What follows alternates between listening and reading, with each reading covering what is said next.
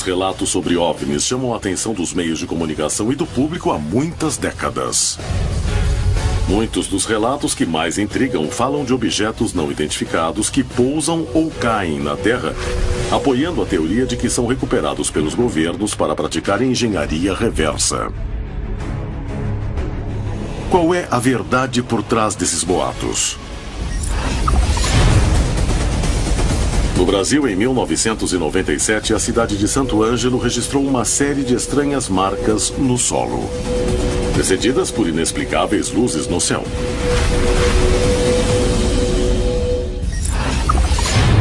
Em Taquarembó, no Uruguai, um investigador parte em busca da verdade sobre um objeto que caiu em Achar, em 1973, deixando marcas e material que foi analisado por órgãos públicos da Argentina. O que realmente caiu?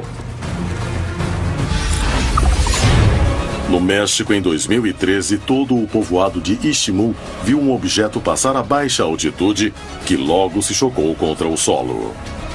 Um grupo de moradores foi até o local para averiguar o que tinha acontecido.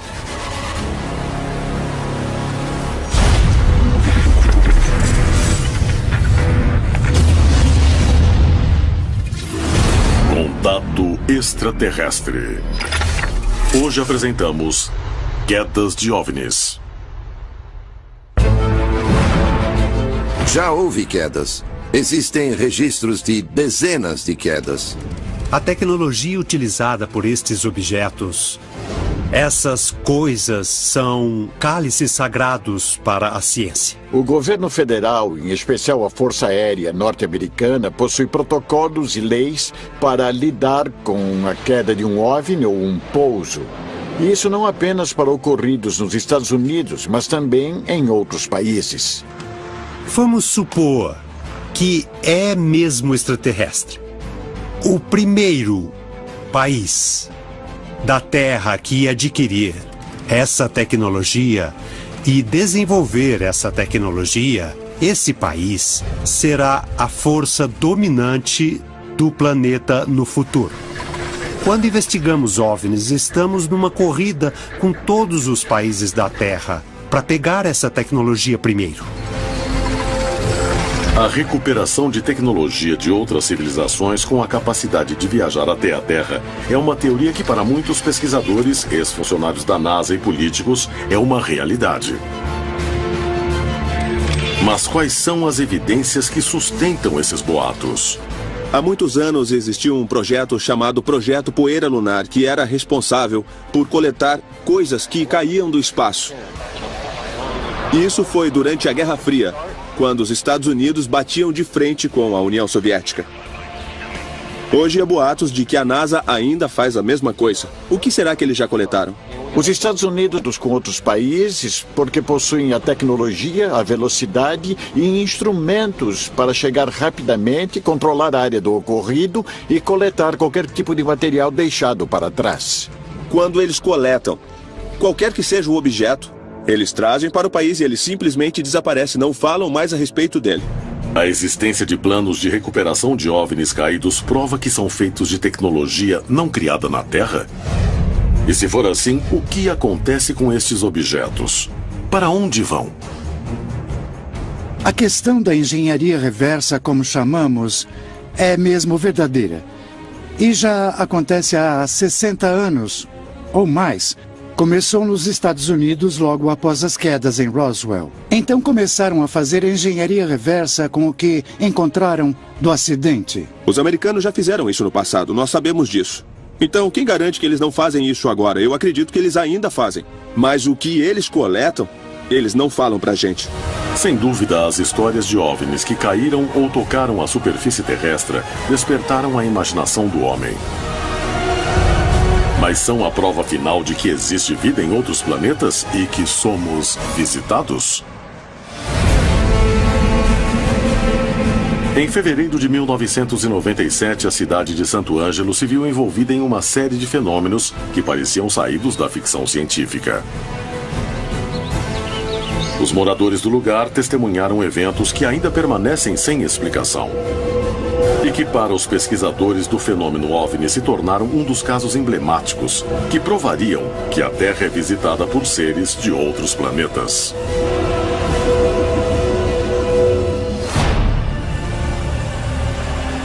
Arno chegava ao trabalho em um frigorífico. Uma manhã de rotina estava prestes a transformá-lo em uma testemunha-chave dos eventos que aconteciam na região. E como eu sempre levantava às 4 horas da manhã, eu teria que vir abrir o frigorífico para receber os caminhão, para descarregar os frangos que vinham. Naquele intervalo eu cheguei com o alto e parei, então eu vi que o milho, geralmente quando tu para o alto na frente do milho da fábrica, né, tinha aquele clarão. Quando Arno parou seu automóvel, notou algo estranho na plantação de milho e decidiu investigar antes de entrar no frigorífico. E aí eu digo, mas o que é isso? Levantei, dei luz alta no alto, assim, eu vi aquele, exatamente no milho, foi amassado, queimado, redondo, como se eu pegasse uma tampa de panela, assim, grandona, e amassasse. Ele conhecia a região e o local onde trabalhava há muitos anos, mas nunca tinha visto algo semelhante. Liguei tudo, desci e fui olhar. Digo, pô, mas algum animal escapou lá debaixo e veio, né? Não, era redondo aquilo amassado. Ao ver as marcas estranhas, Arno começou a caminhar, buscando uma explicação lógica. No entanto, não iria encontrá-la nesta madrugada. Aí eu caminhei mais adiante e eu fui ver, né? Que os milho amassados, e aí tinha umas partes que pegavam na terra e apareciam as pegadas assim, passos assim com intervalo de, acredito, não dava meio metros de distância, um pé do outro, né? Que eram dois pés que caminhavam e afundavam na terra fofa, acho que eram pesados, e tinha 3 dedos largos. Vários tinha ali.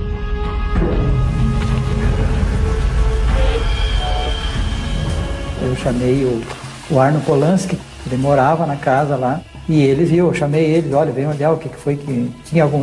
Você não fechou, tinha vacas de leite? Era a granja dele também, acoplada junto. Eu digo, mas vocês deixaram escapar as vacas que vieram comer e tal, o que é isso aí? Eu disse, mas seu Arno, mas como que vai ser os animais que escaparam? Estão tudo lá presos, ninguém, não tem cerca arrebentada, não tem nada. E como é que as vacas vinham ver comer, amassar tudo direitinho, amassado, redondinho assim, e comer e deixar tudo? Não. Os dois perceberam que não podia ser algo feito pelo gado. E logo adiante, 100 metros, vamos lá que tem outro que desceu lá e amassou os milhos, a plantação. E lá na minha terra também. Arno viu as marcas estranhas e não encontrou nenhuma explicação. Ele voltou às suas tarefas, mas houve outro acontecimento estranho ao anoitecer, depois de um dia de aparente calma. No escurecer, no cair da noite, assim, o Solange entrou correndo dentro do escritório, né? Seu Arno, o senhor corre para fora que tem um disco voador aí. Eu estava no telefone, tinha terminado de falar com os fornecedores em Santa Catarina, então eu um pouquinho estava desconcentrado, e a mulher me chamava e tal, daí eu atendi rápido, pedi para ele aguardar um pouco, que eu fui dizer para ela, eu comecei a rir. Acredito eu hoje, entendo eu hoje, que aquilo é um momento único e raro, né? E eles queriam que eu visse também.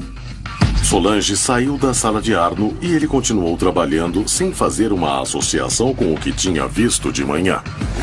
E naquilo entrou de novo daí, a pessoa correndo, seu Arno, corre aqui porque o senhor vai ver uma coisa que eu acho que nunca mais vai esquecer. E aí eu levantei e saí para fora, para ver. Levantei ligeiro e fui lá, porque daí eu também fiquei curioso, nervoso, sei lá, eu digo, pô, vou ter que ver pela segunda vez.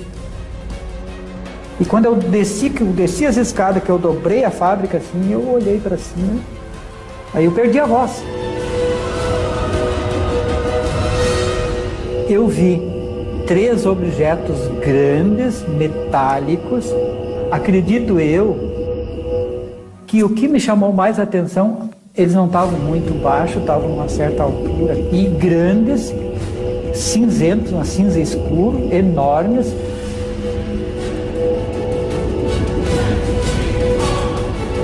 eu senti medo.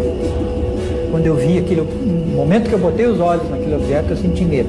Porque eu já tinha um certo conhecimento e tinha ouvido falar, lido, ouvido, estudado, mas não acreditava. Eu senti medo que aquilo poderia atirar, sei lá, fazer, né? Senti medo, tanto é que eu senti medo que eu tenho aquela sensação de que o coração ia sair pela boca. Medo mesmo, sabe? A luz se aproximava cada vez mais da Terra e os moradores de Santo Ângelo estavam prestes a viver a noite mais extraordinária de suas vidas. No entanto, Santo Ângelo não tinha sido o único lugar onde essas luzes estranhas se aproximaram da Terra. Em outras regiões, tinham até mesmo tocado o solo.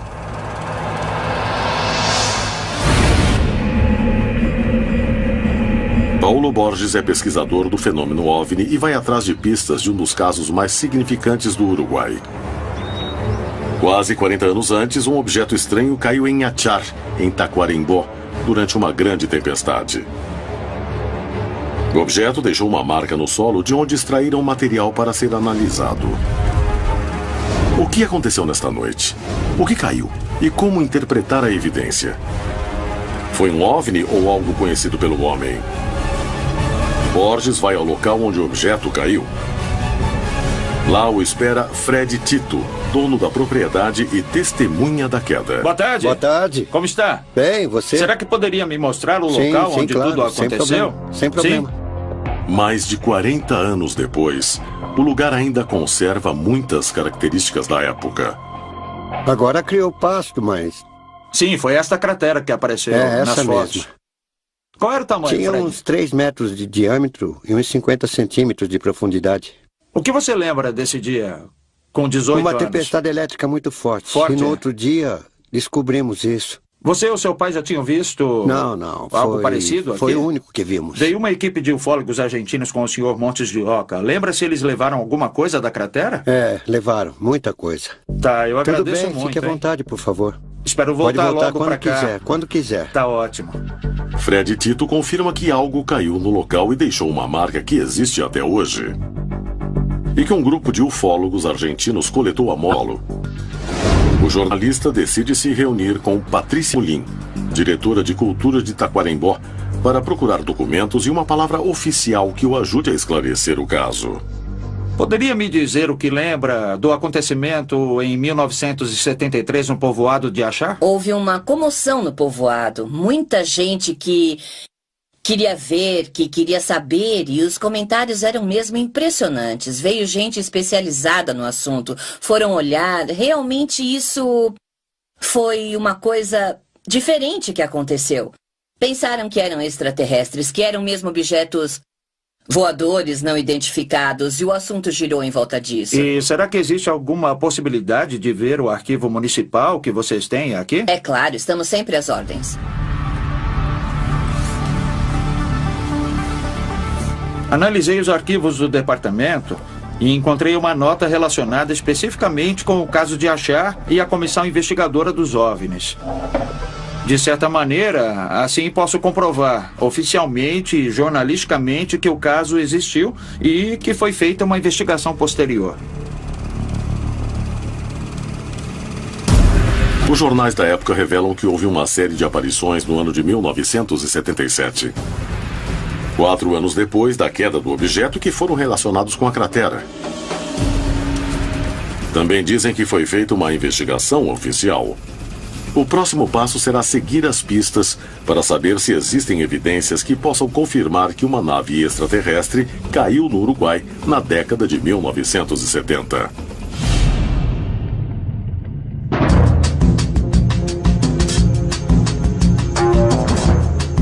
Paulo se reúne com Miguel Borges, jornalista que o ajudará a compreender o que pode ter acontecido. Qual foi a repercussão jornalística que teve o acontecimento de 1973? Foi uma notícia que perdurou por muito tempo. Até hoje os moradores falam disso. Em Taquarembó caiu parte de um objeto, de um material que era estranho, mas nunca falaram dos resultados da análise. Não, nunca falaram nada. Isso ficou em segredo absoluto a partir daquele momento. Ninguém se assustou porque sempre viu objetos naquela região. Diziam que objetos estranhos desciam no lago. Eu sempre pensei, e por que ali? Por que naquela região? Muitas perguntas e poucas respostas. Miguel Borges confirma que luzes estranhas eram vistas no local. Mas se tratava de um OVNI? Podia ser um artefato produzido pelo homem, como um satélite espião ou aviões militares. As pistas levam Apollo a Buenos Aires, onde um grupo de pesquisadores teriam fragmentos do objeto. Ele conseguirá encontrá-los? Em Santo Ângelo, no Brasil, uma luz enorme e misteriosa pairou sobre a cidade, deixando os moradores desconcertados. Em Taquarembó, no Uruguai, Paulo Borges está atrás da pista de fragmentos de um objeto que caiu na região. Em Istmo, no México, durante uma apresentação circense, um objeto caiu e alterou a calma dos moradores. Em fevereiro de 1997, a cidade de Santo Ângelo foi palco de uma série de fenômenos extraordinários. Alguns de seus moradores estavam prestes a encarar a experiência mais impressionante de suas vidas.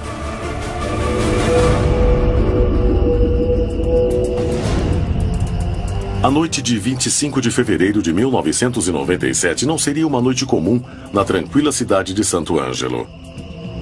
Enquanto os moradores aproveitavam as horas de descanso, algo muito estranho estava se formando no céu. O Biratã tinha saído de casa para aproveitar a brisa de uma noite de verão. No entanto, uma situação comum em todas as partes da América Latina logo se tornaria uma experiência extraordinária. Logo que escureceu, toda a família tem o hábito de, depois da janta, sentar fora de casa, era calor. Estava todo mundo sentado, reunido, conversando como sempre, e de repente estou tipo um zumbido assim, sabe, forte. O barulho chamou a atenção dos animais e dos moradores. Wanda logo se tornaria uma testemunha-chave do estranho evento que agitaria a comunidade. Estava dentro da casa e os cachorros acuavam. E aquele barulho, daí eu corri para fora e vinha aquele balão por cima de nós. Parada na porta da casa, ela não podia acreditar no que via. A paisagem havia se tornado completamente ameaçadora. Se deparou com aquilo assim, que tinha várias árvores grandes, assim, né, sabe? E daí, por cima daquelas árvores, se deparou com um diâmetro muito grande, bem redondo. Gritei porque se assustei, digo, meu Deus, o que é isso? Criancinha, eu me assustei porque achei que é guerra. Então todo mundo ficou assim, vamos dizer assim, surpreso com aquilo, com um fato, uma coisa que nunca tinha acontecido. Eu nunca vi uma coisa dessas. Daí é que veio aquele ronco tipo de uma moto, uma lenta, um barulho assim. Daí vinha assim por cima de nós. Wanda e o Biratã contemplavam a cena de terror e notaram que o objeto se aproximava cada vez mais rápido. A mulher entrou em pânico e começou a chamar a família. Eu digo, correm aqui porque tem uma coisa diferente ali. Não sei se estão dando tiro, balão, não sei o quê. Os familiares de Wanda demoraram para sair para ver por que ela gritava. Estava completamente assustada e olhando para o céu. Daí, quando eles saíram, já não tinha mais. O Biratã logo percebeu que o que tinha acabado de ver fugia de toda normalidade. E sentiu que estava diante de uma presença extraordinária. Agora sim que é disco voador, né? Porque a gente não sabe, não estava bem informado. Dizia que é disco voador, mas não sabia o que era bem um disco voador.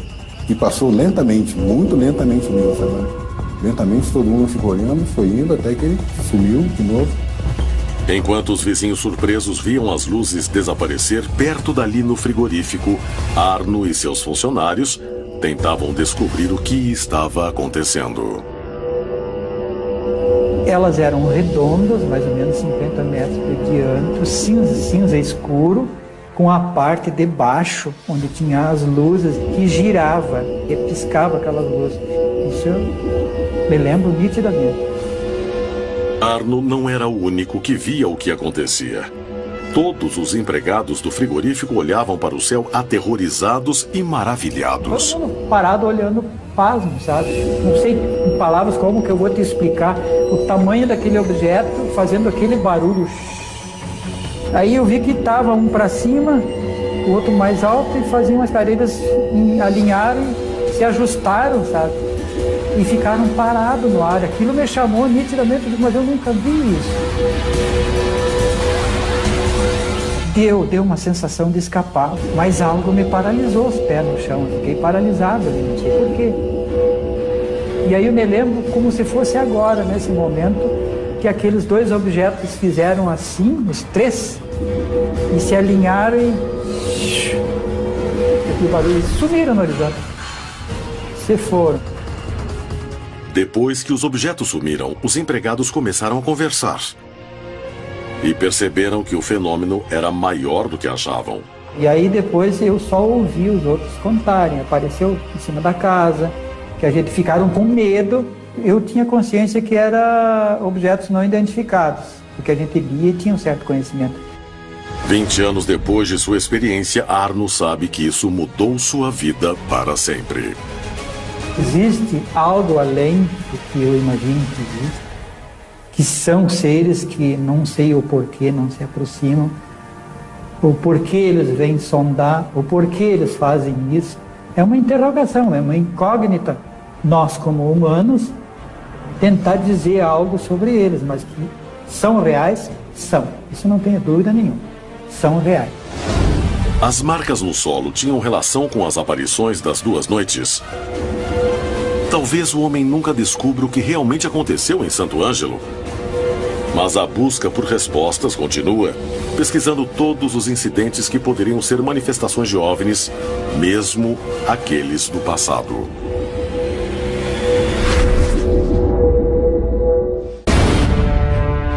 A América Latina é um continente com uma enorme riqueza arqueológica. Muitos pesquisadores afirmam que certos monumentos do passado podem ser interpretados como histórias sobre a presença de OVNIs na Terra desde tempos antigos.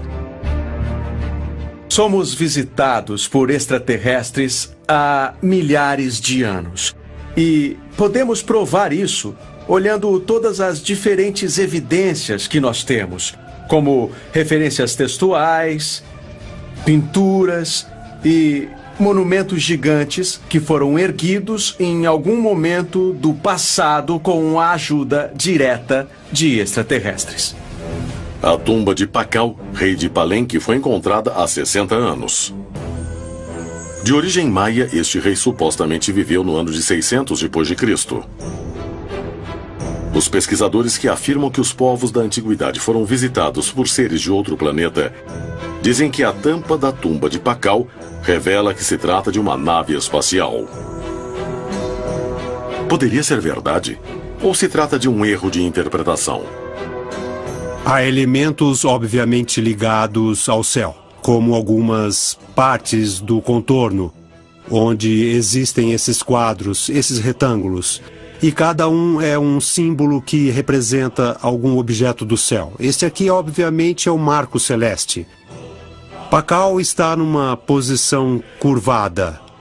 No geral, dizem que é a representação não apenas da morte, mas da ressurreição de Pakal, como a divindade do milho, que é fundamental na Mesoamérica. Aqui são as presas de uma serpente. Aqui vemos um olho. Isso em volta, pelas identificações fantásticas, é traduzido como a fumaça da nave. E é claro que não tem nada a ver. É a representação da serpente.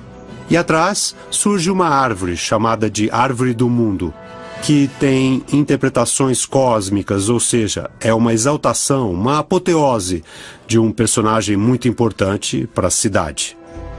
Segundo Galindo, conhecer o contexto cultural permite interpretar cada um dos símbolos presentes na tumba. No entanto, o que estes símbolos nos dizem sobre a existência ou não desses deuses? Revelam algo sobre sua origem? Na história, nós temos muitas histórias de deuses. E os arqueólogos normalmente dizem, para mim, tudo em nosso passado foi produzido pelo homem para os deuses. E daí se cumprimentam e dizem, ótimo, que legal, caso encerrado, mistério resolvido. Nós sabemos de tudo. Foram feitos para os deuses. E daí vão embora. Bom, para mim, é exatamente aí que as perguntas começam. Muitos pesquisadores que sustentam a teoria de que nossos ancestrais foram visitados por seres de outros planetas insistem que as mitologias sobre deuses são uma das principais evidências para provar esta hipótese. Minha pergunta é, que deuses? De onde eles vieram? Eram simplesmente viajantes espaciais que chegaram num passado remoto e compartilharam o conhecimento para dar início a diferentes civilizações pelo mundo todo. Muitas vezes quem considera isso está consciente, às vezes ou inconscientemente, rebaixando a capacidade humana. O homem é capaz de fazer coisas pelas circunstâncias e necessidades que agora, no mundo moderno, não é preciso mais fazer. Se for uma questão de organizar o tempo, não precisamos mais ver o sol ou as estrelas, já temos o relógio, por exemplo. A polêmica ao redor da possível visita de seres de outros planetas na antiguidade coloca em questão nosso conhecimento sobre o passado e permite elaborar hipóteses para pensar no presente do continente. Séculos depois do reinado de Pacal, em uma cidade do Uruguai, um objeto estranho caiu na Terra.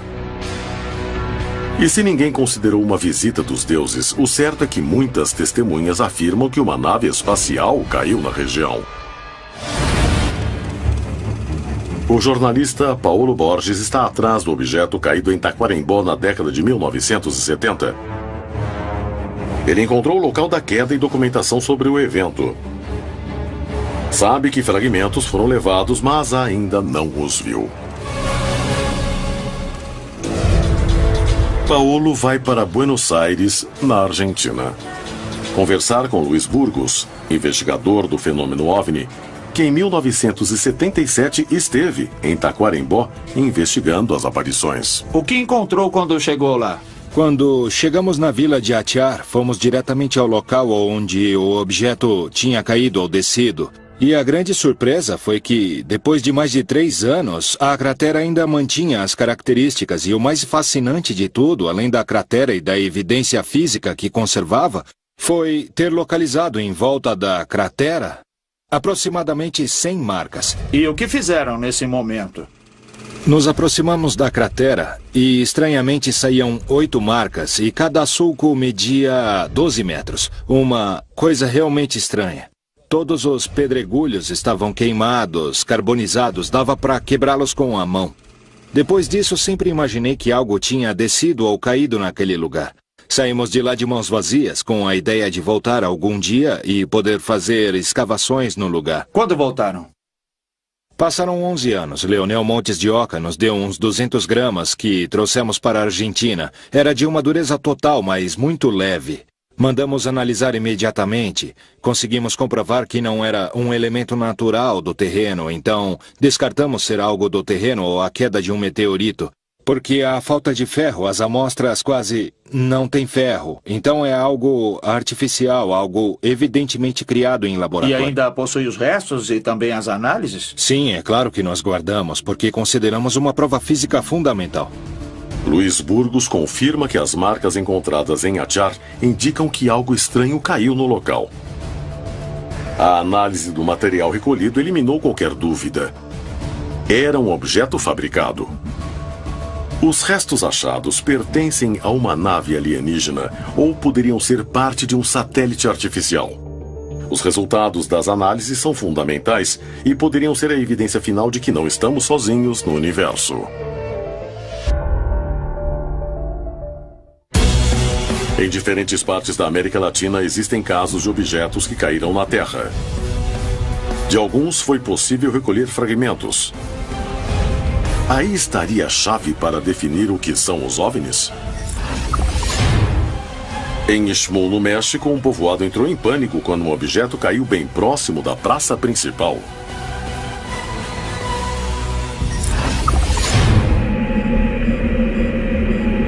Paulo Borges investiga um dos casos mais importantes e bem guardados do Uruguai. Em 1973, um objeto estranho caiu em Achar, em Taquarembó, e deixou uma marca em forma de cratera no meio do campo. Paulo foi até Buenos Aires para entrevistar Luiz Burgos, especialista no fenômeno OVNI, que foi até o local investigar o que tinha acontecido e como o evento de 1973 se relacionava com as luzes vistas no céu em 1977. Burgos recolheu fragmentos de metal que foram analisados por órgãos oficiais. O que os resultados mostraram? Pode ver que tem essa espécie de bolhas. É porque foi fundido. Segundo me explicaram, a mais de 660 graus. É como fundem um alumínio. E o que é exatamente? Segundo as análises apontaram, isso é um tipo de alumínio bem duro. É algo criado em laboratório, é artificial. E qual é a sua conclusão? Eu sempre digo que tenho peças ou restos metálicos de um OVNI. Se o OVNI foi construído em uma base secreta no sul dos Estados Unidos ou é um OVNI do espaço, de fora da Terra, do espaço sideral, aí eu já não sei. Bom, Luiz, muito obrigado por tudo. Paulo tem os resultados das análises dos objetos e se reúne com o engenheiro espacial Marcos Machado, membro da Comissão Nacional de Assuntos Espaciais da Argentina. Ele será o encarregado de interpretar a informação. Seria um satélite? Poderia ser um satélite espião? Ou realmente Burgos encontrou a prova definitiva de que fomos visitados por seres de outros planetas? Gostaria que me contasse seu ponto de vista sobre as análises dos objetos encontrados. Existem os mesmos elementos químicos na Terra, no Sol, em Marte, em Júpiter, ou seja, os elementos químicos são os mesmos em todo o universo. As opções que temos são um pedaço de satélite artificial que caiu ou um meteorito. A composição desses destroços que encontraram naquela cratera que se formou são muito similares a coisas feitas pelo ser humano. Sabemos mais ou menos a composição de um meteorito, em média. E não é uma coisa somente formada por 80 e tanto por cento de alumínio. Então, restaria ser um satélite artificial. Pode ser um satélite espião, por exemplo. E como descartamos a possibilidade de ter sido um satélite? Não é tão fácil saber quando e onde cai um satélite. A menos que se pesquise em uma base de dados que não é aberta de um órgão da Força Aérea dos Estados Unidos. Se chama NORAD, que registra todos os objetos na órbita da Terra de um certo tamanho, de até meio metro ou menos, inclusive. Eu pesquisei, e não há nenhum registro de um satélite que tenha caído na região do Uruguai. Mas a informação não é pública, por isso a dúvida sempre vai existir. E o que o senhor pensa dos objetos analisados? Eu me inclinaria a pensar que são objetos feitos pela mão do homem. E muito provavelmente é um satélite artificial, porque caem muitos satélites que não são registrados. Do meu ponto de vista, considero um objeto feito pela mão do homem. Se foi um satélite, por que não estava registrado pelo NORAD, o organismo que controla a atmosfera terrestre? Será que se tratava de um satélite espião? No entanto, como explicar o formato da cratera? E a aparição de luzes estranhas na região? Se os elementos químicos são os mesmos em todo o universo, como o homem fará para diferenciar os restos de um objeto fabricado por ele de um construído por seres de outros planetas?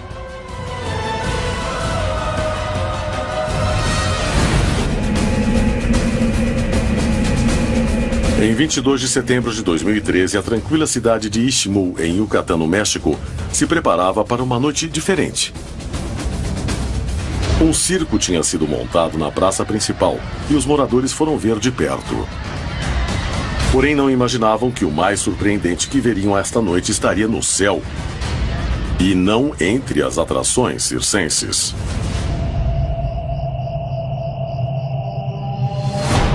Hipólito e sua família, e Arcádio e sua esposa foram até a praça da cidade para uma noite diferente.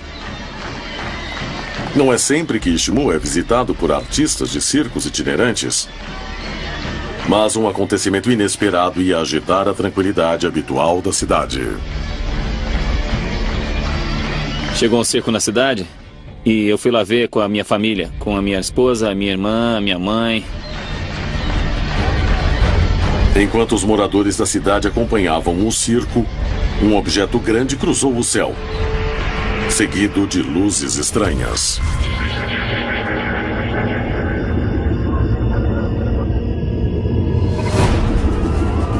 Aí eu olhei para trás e eu vi que o céu estava iluminado com alguma coisa lá em cima.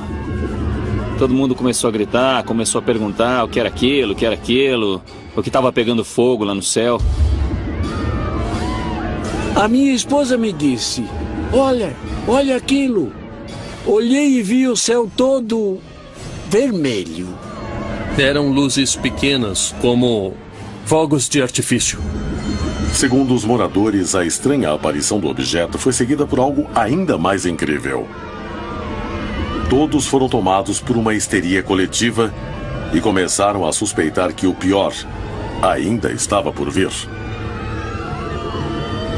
As luzes começaram a piscar e daí apagaram.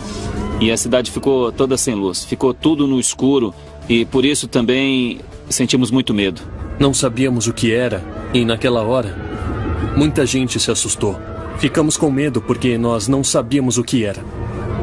Até meu pai ficou com medo. Ele começou a pensar no que é que ia acontecer.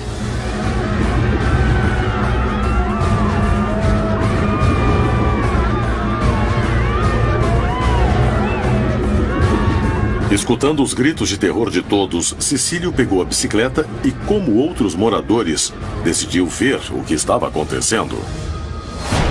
A gente viu que alguma coisa estava queimando atrás da delegacia e também tinha um barulho lá atrás.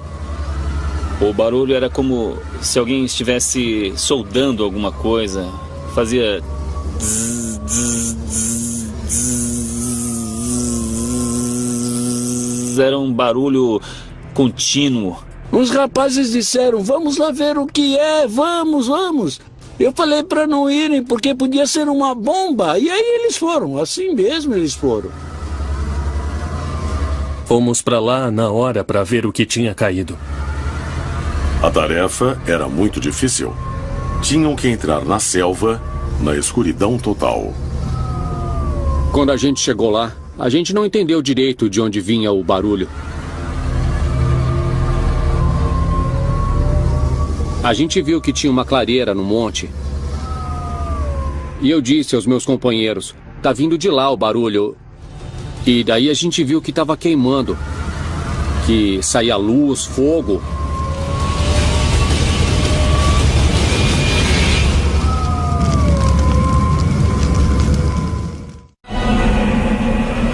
Em 22 de setembro de 2013, uma luz estranha cruzou o céu da cidade de Ixmú, em Yucatán, no México, causando pânico na população. Um grupo de homens deixou de lado o perigo que podiam correr e decidiu se aproximar do local.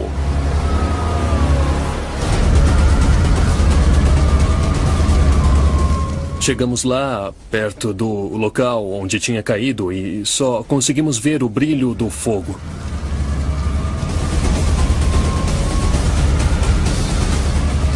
Bom, lá tinha uns cabos que pareciam de alta tensão. E a gente chegou perto, uns 20 metros, porque não dava para chegar mais perto. A escuridão impedia que vissem o que estava acontecendo. E não podiam encostar nos cabos de alta tensão. Por fim, foram embora para esperar amanhecer, para ver melhor o que era aquilo.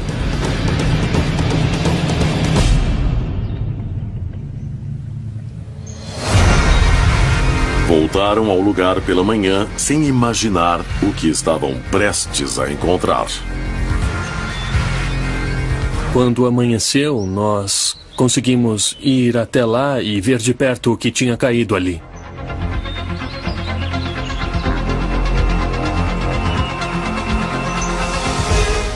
Quando a gente chegou lá, tinha alguns pedaços enfiados na terra. Um colega meu pegou um pedaço e me mostrou. E daí eu vi direito. Não era cabo de força. Era alguma coisa diferente.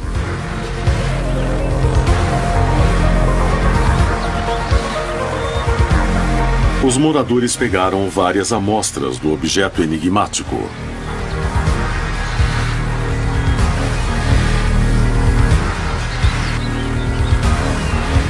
Bom, o dia passou e outras pessoas foram lá e começaram a pegar outros pedaços que estavam no mesmo lugar onde eu tinha visto.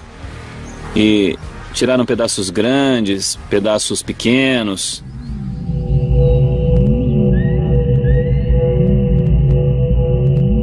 Nós guardamos na delegacia para que não levassem nenhum pedaço. Nós cuidamos e até hoje estão na delegacia. Apesar de ter recolhido os fragmentos do objeto caído durante a noite de setembro, nenhum dos vizinhos que presenciou o fato pode dar uma explicação ao estranho fenômeno que mudou para sempre a história da cidade. Na verdade, é uma coisa muito estranha. É uma coisa que nunca tínhamos visto antes. Não sabemos o que é, mas é uma coisa que não conseguimos reconhecer. São diferentes, nunca tínhamos visto nada assim. Nunca ninguém viu nada disso por aqui.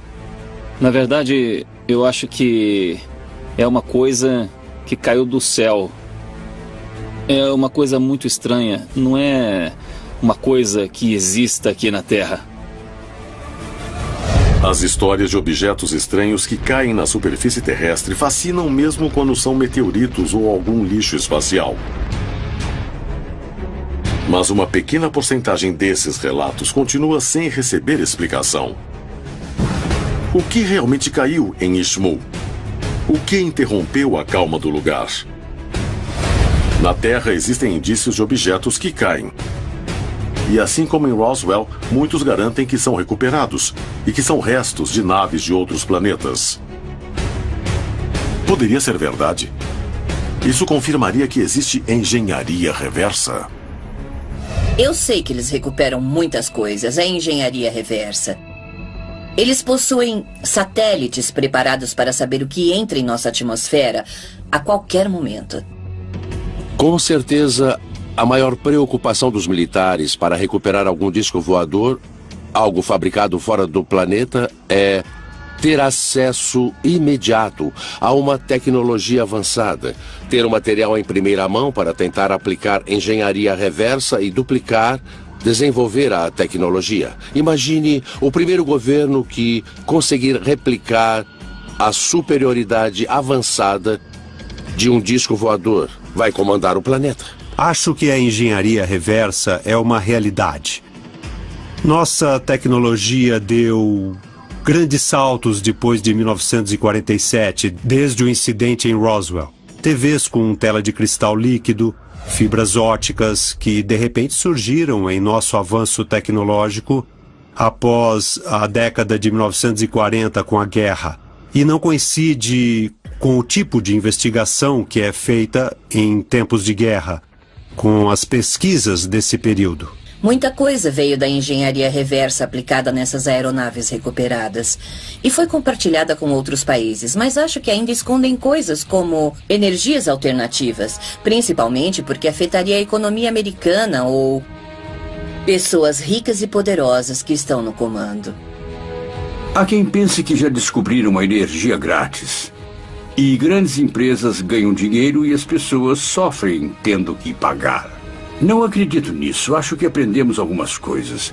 Isso é diferente de dizer que sabemos como funcionam. Lembre-se que a teoria da bomba atômica era simples. Tinha que separar os isótopos de urânio e isso era difícil e muito caro. E tudo em segredo. Então, os segredos podem ser mantidos. E só porque guardam muitos segredos não quer dizer que possuem as respostas para toda a tecnologia. Acho que não possuem ainda. As histórias sobre OVNIs caídos na superfície terrestre se repetem, alimentando a imaginação dos homens, que buscam descobrir se existe vida inteligente fora da Terra. O que há por trás desses relatos? São naves recuperadas, usadas para engenharia reversa?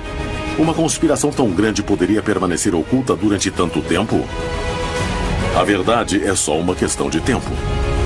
E centenas de histórias esperam ser reveladas. É hora de ir atrás delas.